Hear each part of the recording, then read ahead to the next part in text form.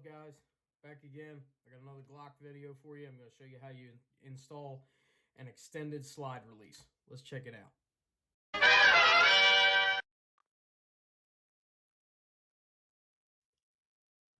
Okay, first things first, we're going to make sure the gun's unloaded.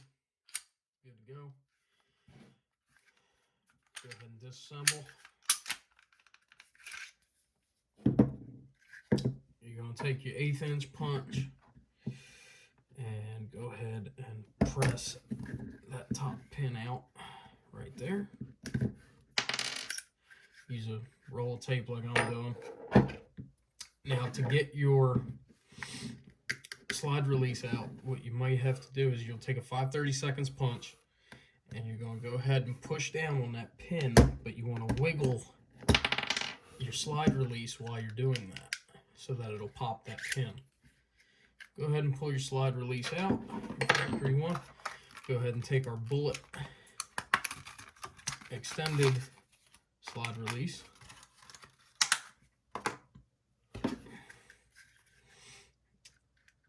And it goes right in there like that.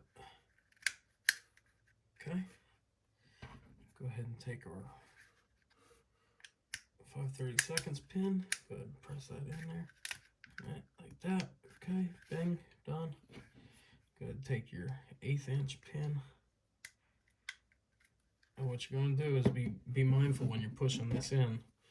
You want this spring to go beneath it like that.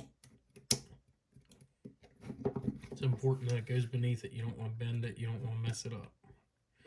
So that gives you a little tension on your slide release. Go ahead and take your punch and get it nice and halfway in there. Oh, went a little too far. There you go. That's all you gotta do. And give it one more little nudge. There you go. Get it nice and even in there. And there is your new extended slide release.